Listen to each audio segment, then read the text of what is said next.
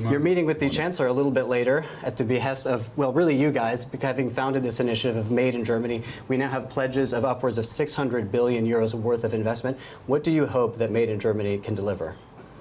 Well, thanks. First of all, thank you for the invitation. Look, I think we all strive for the same goal, which is to finally have growth and competitiveness back in Germany and in Europe. And I do believe, and we do believe, if growth is coming back to Germany, it's also good for Europe. And in this regard, growth cannot only be debt financed by the government, cannot only be stimulated by the government.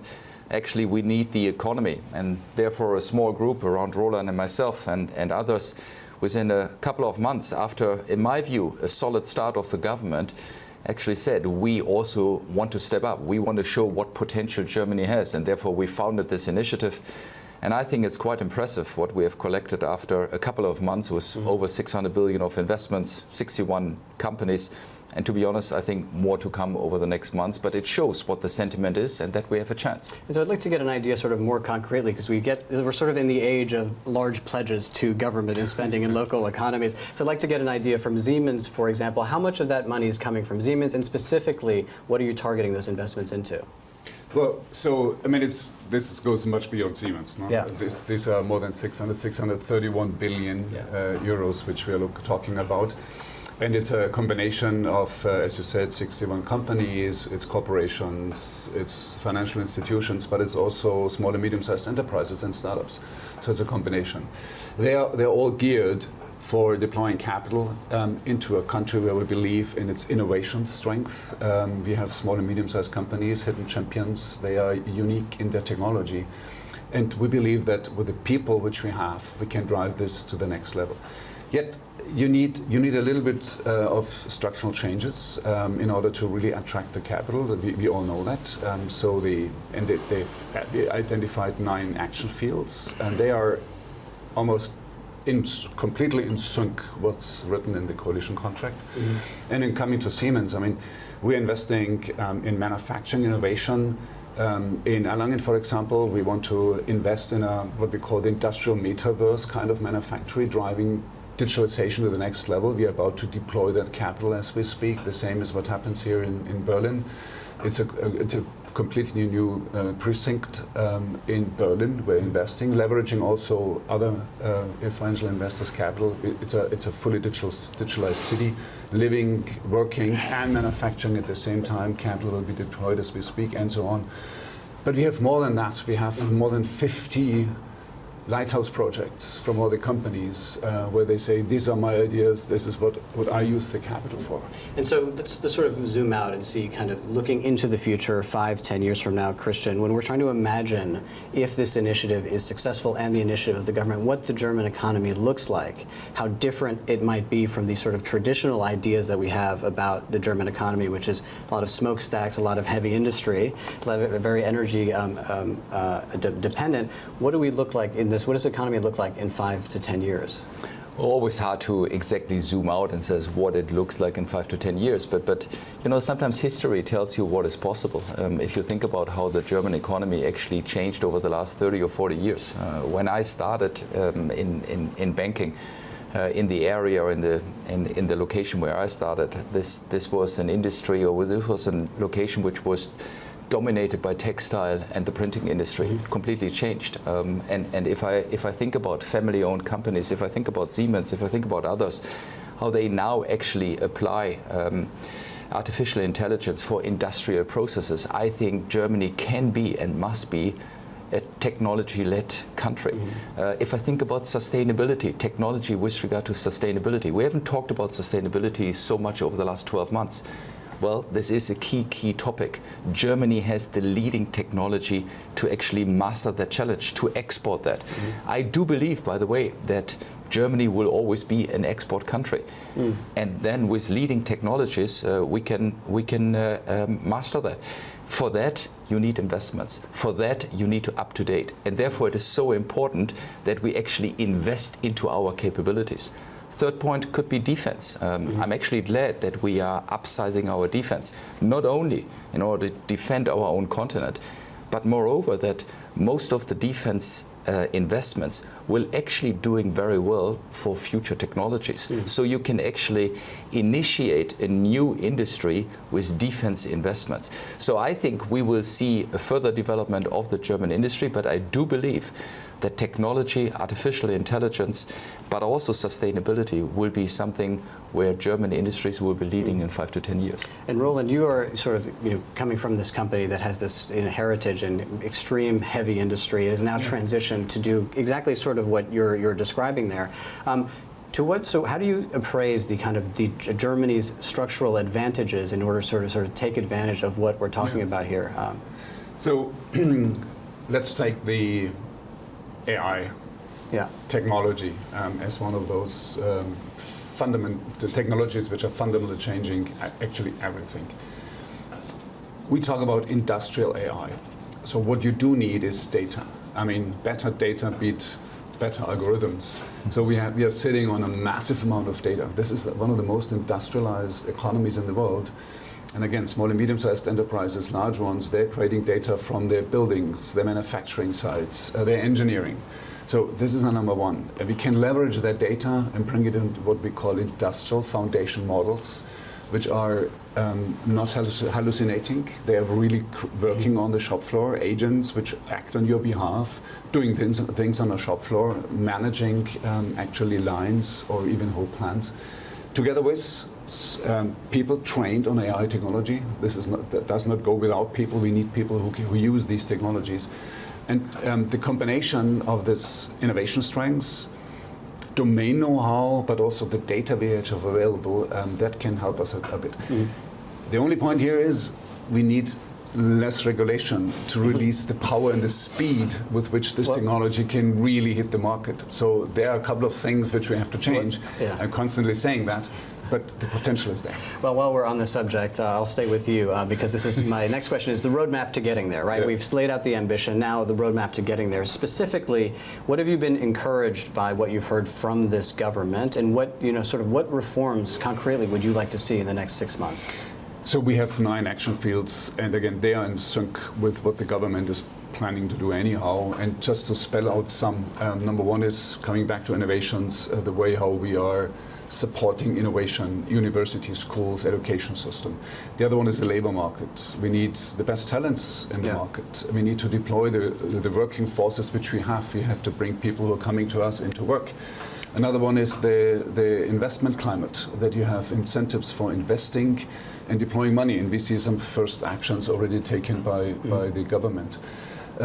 We talk about less regulations, faster decision processes. It doesn't help if it takes 5 years to get an approval for a plant, then you want to deploy capital in the next 3 years.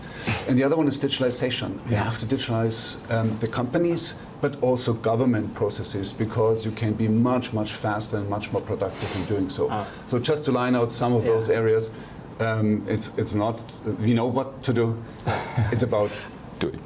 But Christian, we've heard about cutting red tape in Germany for how many decades now, right? This is something that we keep hearing about from the government. What do you think, again, like concretely, what would you like to see from this government? You speak to, every basically business within Germany. What are the sort of 3 things that you could really concretely put into place in the next 6 months, which would encourage these companies and give them the confidence to invest? Well, the 3 main complaints of the people, and in particular of family-owned companies, but also larger companies, clearly regulation and bureaucracy and their speed. And this is an issue where it's not only Germany, we also have to have a far bigger influence on what is happening in Europe. And therefore I also think more leadership, a stronger government in Germany will also help to do structural changes in Europe, which we need. Number 2, energy prices. It's still an issue. Now, I think the government is going into the right direction, but this is something which we clearly need to have in mind. Number 3 is the labor market, flexibility around the labor market. This is kind of the feedback we get from our clients. Now, I think there is a 4th one. Now, as I said, the government had a good start. We need to focus on our pension plans, because I do believe it's not only important that we have a secured system for our people, for the retirement people, also in 10, 15 years' time. I think it's actually the key to success for investments. If we have a capital-based pension plan, that also means that more investments will go into our economy. It's nothing else than the real start of a domestic capital market. That's what we need. If we can focus on that, I think even more foreign investments will run into Germany. So you've touched a number of points. I want to pick up on a couple of them. But a little bit earlier you said you think that Germany will remain an export economy at a time when we're seeing that sort of concept really being challenged at the global scale by the United States. I'd like to get an idea from you personally, but also the clients you speak to. How are they weighing the optimism that comes with what we're heard from the German government with the risks that we're hearing from the United States? And is it, what is winning in terms of making decisions for businesses? Well, I think it's all about diversification. I think we learned through COVID already the first steps of what it means to be diversified, not only to diversify your production and supply chains, but also your, so to say, sales market. So I think a lot of companies are actually looking into diversification, more agreements, more bilateral relationships. But I hear nobody actually talking about let's only focus on the German market, because we know that's too small. Second point is actually that we all need to focus more on Europe. We need a stronger European home market. The stronger this market is, with 450 million consumers, the better it is also for our negotiations versus the US, versus other countries. And therefore, I do believe the stronger you make yourself, and again, this initiative is prone to that, the better your starting position is. But I do believe that most of the companies are not trending away from globalization. They are simply saying, how can we diversify, and making sure that we are not too dependent from one or the other country. And Roland, I mean, the rest of the world may not be, but the United States certainly is. We're going to get tariffs from at least 10 to 30% in the next 2 weeks. How are you sort of appraising that risk and how it could sort of affect the plans here within Germany? So what is the eventual outcome? Let's put it that way. We will end up in higher tariffs vis-a-vis the United States. Yeah. What we don't really want, actually we wanted to have lower ones, because we believe in free trade. This stimulates economies and growth. So that would drive inflation to some point. However, there's one point which is super relevant, is we have to stop this uncertainty. So once there's a deal, the deal should be the deal. And then we can deploy capital again based on facts, how the tariffs look like. And hopefully that they are not going too high in the two extremes, because that would harm economies. And secondly, it's super important. If we finally manage to make free trade agreements in a couple of years and not decades, that's super relevant. Because what would you do if you have two large economies which you're depending on? Diversify in other ones. ASEAN is a super important region, growing region. Middle East, we have South America. So there's so many regions where we can create other markets on top. And I'm not saying that United States is not a relevant market for us, and it's still the most relevant market. But still, there are opportunities, and then we are ending up in a much more resilient and better system. Yeah, and so talking about some of the investments that you, Roland, have made in the United States over the last year or two, basically $15 billion worth of deals in kind of AI-based and digital businesses within the United States. I'd like to get an idea, did you not see those kinds of opportunities within Europe? Is that something that you could see happening with Europe, or are the companies just not there? No, the investment you're talking about are two investments, a 10 billion investment in Altair, simulation software, 5 billion, also in software for simulating molecules. It's about the pharmaceutical and biochemical market. And I have to say that if you look for software assets, indeed, you will end up in the United States, mainly. There are alternatives. We also invested in European companies, smaller though. But we are not hesitating to invest capital, R&D, but also M&A in Europe. We're looking into companies there as well. Hardware companies with domain know-how, hardware which creates data.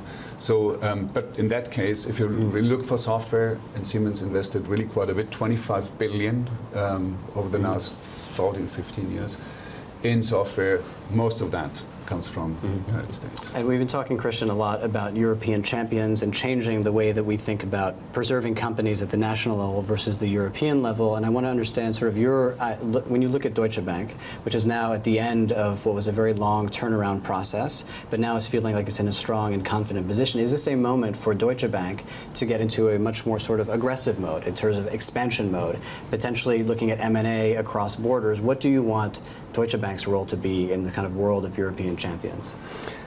Well, I do think what we see in this world is with all the geopolitical uncertainties, with all the also economic uncertainties, there is one trend which is the same across the world, that our clients want to have a European alternative to the US banks. We have very strong US banks, very capable US banks, but in this world of geopolitical uncertainties, they want to have a capable global European player.